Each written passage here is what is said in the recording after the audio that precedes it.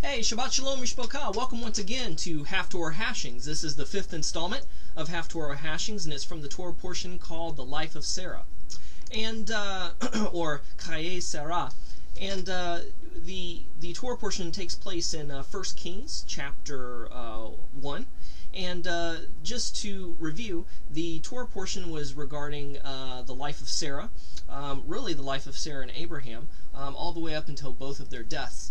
And in 1 Kings, we have the death of the monarch, David Melech, the king.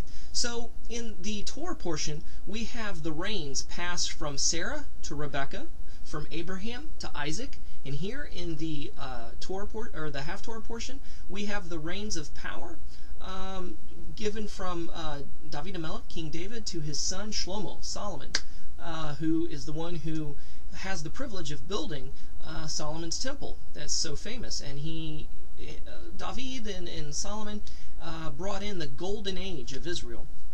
The next golden age of Israel is going to come when Messiah Yeshua comes to reign again and take his rightful place on the throne as king. So what can we learn about the life of Sarah and the life of King David? Well, King David, he made sure that all of his business was taken care of before he died. Even on his deathbed, he was, saying, Solomon, make sure this, and this happens, after my death. So he made sure that everything was taken care of. As far as Sarah goes, she taught that she was a woman of faith, that she stood by her man. When everybody else probably thought Abraham was a wacko, a weirdo, an eccentric, because face it, he was basically the only monotheist. Everybody was polytheistic.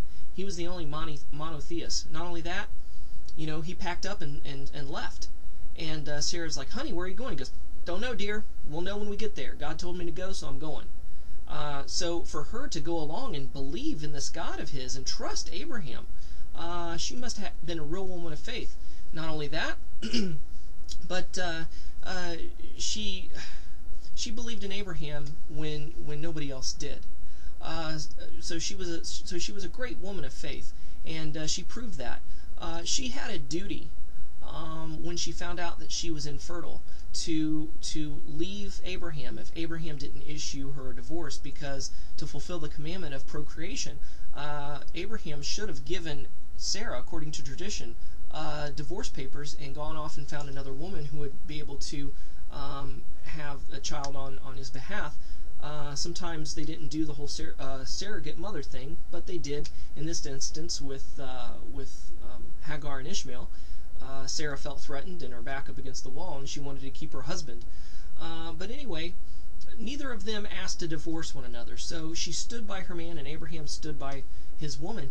So this just shows great faith. And after her initial shock, and I don't know if it was sarcasm or if it was just laughter because the idea was so crazy, because she was such a logical woman, but nonetheless she laughed, because when she found out she was going to be pregnant, she kind of doubted it. But she was a woman of faith because she hung in there, and then Isaac was born, the promised son was born. So the life of Sarah was one of faith. The life of David was one of was a faith as well, but it was kind of one of taking care of business and make sure that all your business is taken care of. So if we can take anything away from this Haftarah Hashings this week, it would be those things. So anyway, that's all the time we have for today, and we will catch you next time. Shalom and Shavua Tov. See ya. Bye.